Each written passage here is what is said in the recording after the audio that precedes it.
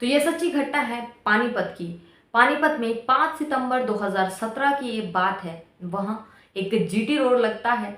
GT road के पास में एक मंदिर है। मंदिर के पास एक लड़की की लाश मिलती है। अब वो लाश जो होती है उसमें उसकी जो बॉडी है वो पूरी तरह से ठीक थी, लेकिन अजीब बात ये थी उस लड़की का जो चेहरा होता है उसे जलाया गया था। उसकी पहचान छुपाने की कोशिश की गई। अब आसपास के जो लोग होते हैं वो पुलिस को कॉल करते हैं कि यहाँ मंदिर के पास एक लाश है।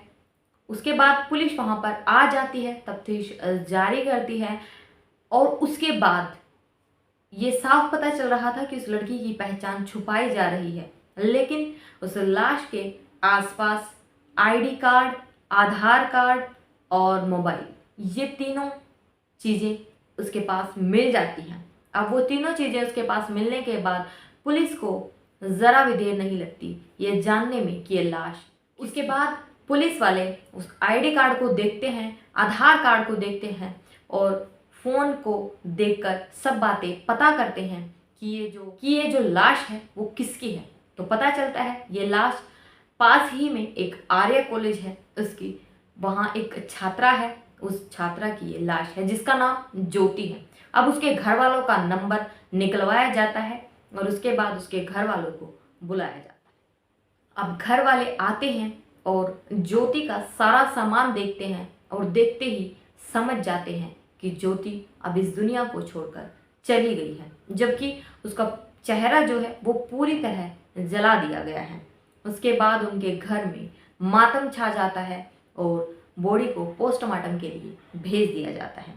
पोस्टमार्टम हो जाने के बाद ज्योति के घर वाले ज्योति का अंतिम संस्कार कर देते हैं। ज्योति के अंतिम संस्कार के बाद एक खबर सामने आती है कि उसी कॉलेज में पढ़ने वाली एक और छात्रा गायब हो जाती है जिसका नाम सिमरन फैल जाती है और सिमरन के घर वालों को भी इसका पता लगता है कि सिमरन गायब है। सिमरन को पुलिस वाले ढूंढने लगते हैं और जो सिमरन के घर वाले होते हैं वो भी सिमरन को ढूंढने लगते हैं। उसके बाद पता चलता है कि ये दोनों दोस्त होती हैं, सिमरन और ज्योति दोनों आपस में बेहद ही अच्छी। सिमरन के घर वालों को पता चलता है कि जो सिमरन है उसकी जो दोस्त होती है वो अब इस दुनिया में नहीं है, उसकी मौत हो चुकी है। तभी जो सिमरन के घर वाले होते हैं वो बेहद ही बेचैन हो जाते हैं, परेशान हो जाते हैं कि कहीं हमारी बेटी के साथ भी कुछ गलत ना हो जाए। उसके बाद घर वाले और पुलिस वाले यही सोचते हैं कि कहीं सिमरन के साथ भी गलत ना हो जाए और सिमरन को ढूंढने लगे। पुलिस असमंजस में पड़ जाती है कि कहीं सिमरन को भी मार तो नहीं दिया गया। उसके बाद अब लगभग 2 दिन बीत चुके हैं जब सिमरन का कोई अता पता नहीं चलता। अब जो सिमरन के पिता होते हैं वो पुलिस चौकी जाते हैं, आते हैं और चक्कर काटते रहते हैं, लेकिन सिमरन का कुछ पता नहीं चलता। उसके बाद जो पुलिस वाले होते हैं वो सिमरन के जो पिता होते हैं उनसे ज्योति के बारे में पूछताछ करते हैं, बात करते हैं और ज्योति की एक फ़ोटो जो होती है वो सिमरन के पिता को दिखाई जाती है। जब सिमरन के पिता उस फोटो को देखते हैं तो उनके रोंगटे खड़े हो जाते हैं और वो हैरान हो जाते हैं। उसके बाद पुलिस वाले उनसे पूछते हैं कि आप इतने शौक क्यों हो गए, हैरान क्यों हो गए। तो उसके बाद जो सिमरन के पिता होते हैं वो बात करते हैं पुलिस वालों से और यही बताते हैं कि जो आप पिक्चर दिखा रहे हैं वो ज्योति की बॉडी नहीं बल्कि मेरी बेटी सिमरन की है और काश ऐसा ना हो, यही वो दुआ करते हैं। लेकिन जब सिमरन के पिता बताते हैं कि मैं अपनी बेटी को अच्छे से पहचान सकता हूँ, मैं उसकी भले ही उसका चेहरा जला हुआ है लेकिन उसके कान, जितना भी सिमरन के पिताजी ने देखा सिमरन को, उसके बाद वो पता लगा सकते हैं कि ये मेरी बेटी ही है। और उसके बाद ये मामला पेचीदा ही होता चला जा रहा था। ये मामला सुलझने का नाम ही नहीं ले रहा और पुलिस वालों को ये मामला उलझाता ही जा रहा है। उसके बाद जब पुलिस वाले इस केस की बारीकी से जांच करते हैं तो पता चलता है इसी शहर का एक और कॉलेज का लड़का कृष्णा नाम का जो होता है वो भी पता चलता है। जो लड़का गायब है वो भी 5 सितंबर से ही गायब है।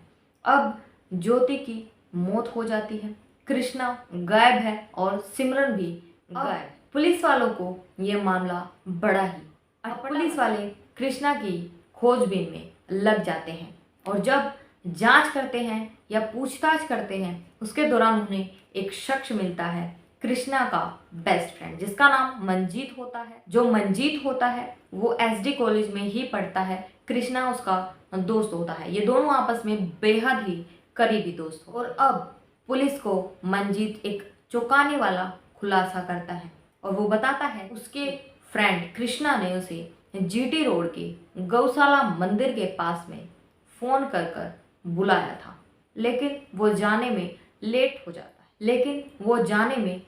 हो जाता है और जब कृष्णा को फ़ोन लगाता है तो कृष्णा का फ़ोन स्विच ऑफ आता है। तभी पुलिस वालों को याद आता है कि जो ज्योति होती है उसकी लाश भी उसी मंदिर के कंपाउंड में। पुलिस पूछताछ करती है। अब जो कृष्णा होता है, सिमरन होती है और ज्योति होती है, तीनों की फैमिली से, उनके रिश्तेदारों से और यहाँ तक कि पड़ोसियों से भी जांच की जाती है, छानबीन की जाती है। और पूछताछ में जब पता चलता है तो एक बेहद ही चौंकाने वाला खुलासा सामने आता है। बहुत बड़ी जानकारी जो है सामने आ चुकी है। अब पुलिस एक टीम बनाती है, उस टीम को शिमला के लिए रवाना कर दिया जाता है। जब जानकारी मिलती है उसी जानकारी के चलते जो पुलिस वालों की टीम होती है वो एक होटल में पहुंचते हैं।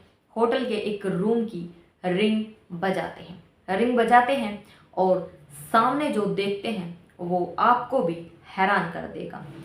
सामने उसी रूम में एक लड़की खड़ी होती है और वो लड़की कोई और नहीं बल्कि खुद ज्योति होती है। ज्योति के पीछे कृष्णा खड़ा होता है, वही कृष्णा जो 5 सितंबर से गायब था। अब ये दोनों मिल चुके हैं।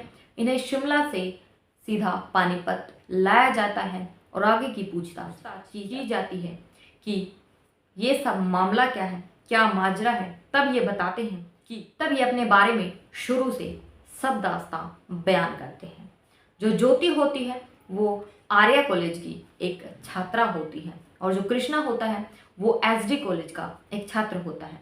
अब ये दोनों अलग अलग कॉलेज में पढ़ते हैं, लेकिन किसी ना किसी सिलसिले में ये दोनों एक दूसरे से मिल जाते हैं।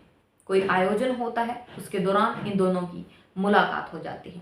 अब इन दोनों की मुलाकात हो जाती है, धीरे धीरे इनमें दोस्ती हो जाती है और वो दोस्ती प्यार में कब तब्दील हो जाती है पता ही नहीं चलता।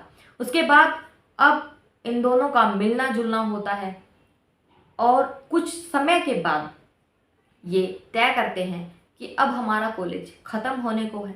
3rd ईयर था इनका, तो इन दोनों का ही कॉलेज ख़त्म होने को था, लेकिन इन दोनों को ज़िंदगी साथ बितानी थी। उसके बाद ज्योति अपने घर वालों से बात करती है और बताती है कि मैं कृष्णा से मोहब्बत करती हूँ और मैं उसी के साथ जीना चाहती हूँ, शादी करना चाहती हूँ, उसी के साथ रहना भी चाहती हूँ। लेकिन अब बिरादरी इन दोनों की अलग अलग थी, इस वजह से इन दोनों की शादी नहीं हो पाती। उसके बाद ये मामला घर वाले रफा दफा कर देते हैं, कोई बातचीत नहीं होती। उसके बाद ये दोनों प्लान बनाते हैं कि अगर हम इस दुनिया में ना रहें या दुनिया की नज़रों में मर जाएं तो हम दोनों साथ रह सकते हैं। उसके बाद इन्होंने प्लान बनाया, ज्योति अपनी तरह की कोई लड़की ढूंढने लगी और जो कृष्णा है वो अपनी तरह का कोई लड़का ढूंढने लगा जो उन्हीं के कदकाठी के हों, उन्हीं की तरह दिखते हों। उसके बाद जो ज्योति होती है उसे उसकी दोस्त सिमरन नज़र आती है, वो उसे दोस्त बनाती है, यहाँ तक कि उससे बेस्ट फ्रेंड बनाती है। लेकिन सिमरन को कहाँ पता था कि दोस्त के रूप में कौन है और वो कितना भयानक मंजर है जिसके बारे में वो सोच रहे हैं। उसके बाद इन दोनों की दोस्ती बेहद ही अच्छी हो जाती है। अब एक दिन वो रोज़ आ जाता है जब इन दोनों को ये काम अंजाम देना था। अब ये जो ज्योति होती है अपनी फ्रेंड सिमरन को कॉल करके बुलाती है कि हमें आयोजन के लिए रिहर्सल करना है। उसके बाद रिहर्सल के लिए बुलाया जाता है। जो कृष्णा होता है वो अपने दोस्त मंजीत को कॉल करता है कि तुम भी आ जाओ, हम रिहर्सल कर रहे हैं। मंजीत बोलता है कि मैं आ रहा हूँ। उसके बाद ये तीनों वेट करने लग जाते हैं। उसके बाद जो मंजीत होता है उसे थोड़ा सा वक्त लगता है। तो उसके बाद जब कृष्णा उसे दोबारा से कॉल करता है, पूछता है कि तुम कहाँ हो, तो वो बताता है कि मुझे थोड़ा सा वक्त लगेगा, थोड़ा सा समय लगेगा, मैं लेट हो जाऊंगा। वो बोलते हैं ठीक है, कोई बात नहीं। उसके बाद आगे की दास्तां ऐसी रहती है कि जिसे सुनकर आपके भी होश उड़ जाएंगे और किसी पर भी यकीन करने का आपका दिल नहीं करेगा, भरोसा हर किसी से उठ जाएगा। उसके बाद जो ज्योति होती है वो सिमरन को कोल्ड ड्रिंक ऑफर करती है जो उसके बैग में रखी होती है। वो कोल्ड ड्रिंक पीती है और बेहोश हो जाती है। लेकिन जो ज्योति होती है वो सिमरन का गला दबाकर हत्या कर देती है। उसके बाद सिमरन अपने साथ लाई हुई एक तेजाब की बोतल निकालती है। ज्योति जो होती है वो एक तेजाब की बोतल निकालती है और सिमरन के चेहरे पर छिड़क देती है, जिससे उसकी आइडेंटिटी का, उसकी पहचान का पता ना चल सके और सबको यही लगे कि ये जो बॉडी है वो सिमरन की नहीं बल्कि ज्योति की है। उसके बाद वो उसे वहाँ छोड़ देते हैं, लेकिन अभी वो मंजीत का इंतज़ार नहीं कर सकते थे, इसीलिए वो वहाँ से चले जाते हैं। उसके बाद मंजीत कुछ समय के बाद वहाँ पर आता ज़रूर है, लेकिन मंदिर परिसर का जो गेट होता है उस पर लॉक लगा हुआ था, ताला लगा हुआ था, जिस वजह से वो वापस अपने घर चला जाता है। अब उन्होंने ऐसा काम किया है, उसके बाद ऐसी घटना के बाद वो वहाँ पर रुक नहीं सकते थे, इसीलिए ज्योति और कृष्णा शिमला के लिए रवाना हो जाते हैं। और जो ज्योति होती है वो अपने कपड़े तक भी सिमरन को पहना देती है और उसके बाद अपना आईडी कार्ड, आइडेंटिटी या फ़ोन जो भी उसके पास अवेलेबल था, वो ज्योति का जो भी उसका खुद का था वो सिमरन के पास फेंक देती है ताकि सबको यही लगे कि वो ज्योति है। उसके बाद वो निकल जाते हैं शिमला के लिए। इन दोनों को सज़ा मिल जाती है और ये जेल में चले जाते हैं।